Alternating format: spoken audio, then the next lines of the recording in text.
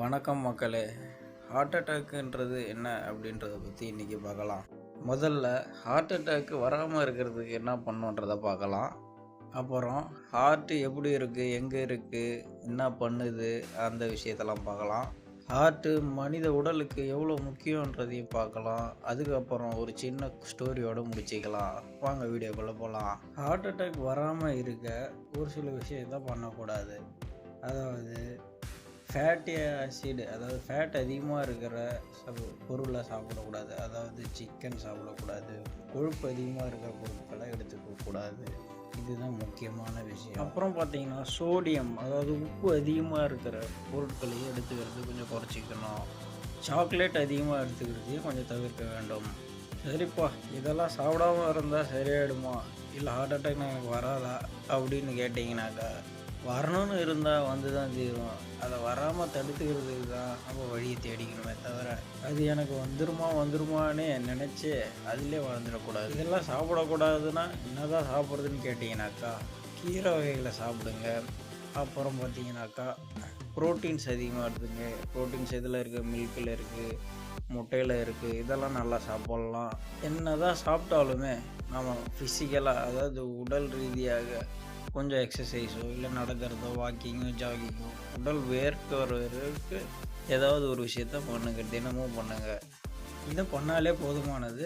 சரி, நாம் இப்போ ஹார்ட்டுனா என்ன, அது எப்படி இருக்குன்றதை பார்ப்போம். ஹார்ட்டுனா ஒன்றும் இல்லைங்க, நம்ம லங்ஸுக்கு நடுவில் இருக்கிறது தான். ஹார்ட்டு மனித உடலுக்கு எவ்வளோ முக்கியம்னா, ஒரு காருக்கு இன்ஜின் எவ்வளோ முக்கியமோ அது போல் அந்த இன்ஜினுக்கு என்ன பண்ணணும், ஒர்க் பண்ணணும்னா நம்ம பெட்ரோலோ டீசலோ போடுவோம். அதே போல் தான் ஹார்ட்டுக்கு பார்த்திங்கன்னா ரத்தம் தான் பெட்ரோல் டீசல் போல். அதனால் நல்ல ரத்தம் கெட்ட ரத்தம்னு ரெண்டு இருக்குது. நல்ல ரத்தம்னா ஒன்றும் கிடையாது, ஆக்சிஜன் லெவல் அதிகமாக இருக்கும்.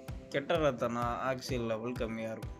ஹார்ட் என்ன பண்ணுதுன்னா கெட்ட ரத்தத்தை நல்ல ரத்தமாக மாற்றுது. அதாவது ஆக்சிஜன் கம்மியாக இருக்கிற ரத்தத்தை அதிகமாக மாற்றுது. ஆக்சிஜனை அதிகமாக மாற்றுற ப்ராசஸ் தான் ஹார்ட்டு பண்ணிகிட்ருக்கு.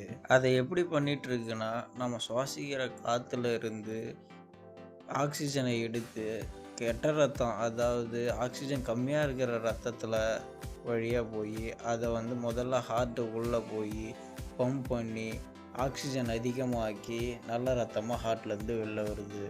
இந்த ப்ராசஸ் எங்கேயாவது ஸ்டாப் ஆகும்போது, அதாவது கொழுப்பு நம்ம சிக்கன் அதிகமாக எடுத்து சாப்பிட்டு பண்ணும்போது ஹார்ட்டுக்கு போகிற வழியில் அடைப்பு ஸ்டக் ஏதாவது ஸ்டக்காகி அடைச்சிச்சுன்னா, அதாவது கொழுப்பு அதிகமாகி அந்த இடத்துல அந்த பைப்பு மாரி இருக்கிற வால்வு அடைச்சிச்சுனாக்கா இன்னும் ரத்தம் வராது. அப்போ ஹார்ட்டுக்கு போகிற ரத்தம் குறைஞ்சிடும், இல்லை பிளாக் ஆகிடும்.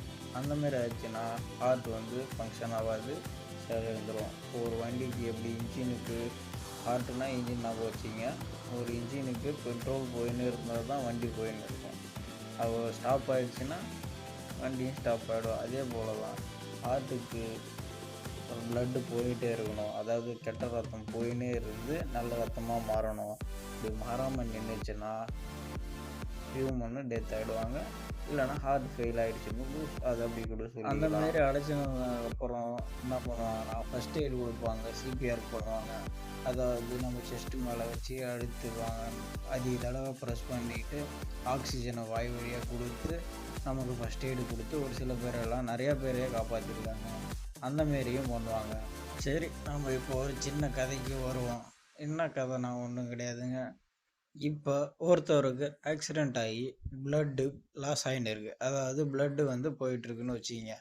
அந்த அடுத்த அமையத்தில் அந்த சுச்சுவேஷனில் நீங்கள் என்ன பண்ணணும்னா, அந்த பிளட்டு ஃப்ளோ ஆகிறத, வெளியில் போகிறத தடுக்கணும். அப்படி தடுத்தாலே பாதி உயிரை காப்பாற்றிடலாம். எப்படின்னு பார்த்தீங்கன்னாக்கா, பிளட்டு மூவ் ஆகி, அதாவது பிளட்டு ஃப்ளோ ஆனால் தான் ஹார்ட்டு ஃப்ளோ ஆகுதுன்னு அர்த்தம். ஹார்ட்டு துடிச்சின்னு இருந்தால் தான் நம்ம உயிரோடு இருக்கிறோன்னு அர்த்தம். அதனால் பிளட்டு எந்த அளவுக்கு வெளியில் போகிறத தடுக்கிறோமோ அந்த அளவுக்கு நம்ம அவங்க உயிரை காப்பாற்றிடலாம். அதனால் பிளட்டு லாஸ் ஆகிறத எப்படி அரெஸ்ட் பண்ணணும், எப்படி அதை துணியாலேயோ அப்போதைக்கு என்ன கிடைக்குதோ அதால் கட்டி அவங்கள காப்பாற்ற பார்க்கணும். அதுக்கப்புறம் பார்த்தீங்கன்னாக்கா, முடிஞ்ச அளவுக்கு பிளட்டை டொனேட் பண்ணுங்கள். அதாவது ஒரு மனித உடலில் பார்த்தீங்கன்னா 5.5 லிட்டரு தாங்க பசங்களுக்கு பிளட் இருக்கும். லேடீஸ்ன்னு பார்த்தீங்கன்னா 4.5 லிட்டர் வரையும் இருக்குங்க. இதில நம்ம யாருக்காவது ஆக்சிடென்ட் ஆயிடுச்சுனாக்கா, பிளட் லாஸு 1 லிட்டருக்கு மேல கூட காலியாகும். அப்படி பிளட் லாஸ் ஆயிடுச்சுனாலே, அவங்களுக்கு பாதி உயிர் போயிடுச்சுன்னு அர்த்தம். அதனால எங்க அடி படலனாலும் பரவால்ல, ரத்தம் போச்சுனாலே அது கொஞ்சம் பிரச்சனை தாங்க. இப்ப கை, காலு உடைஞ்சு அப்படி இருந்ததோட, ரத்தம் போய் செத்தவங்க தாங்க அதிகம். அந்த லிஸ்ட் கணக்கெடுத்து பார்த்தீங்கன்னா, உங்களுக்கே தெரியும் கூகுள்ல. அதனால முடிஞ்ச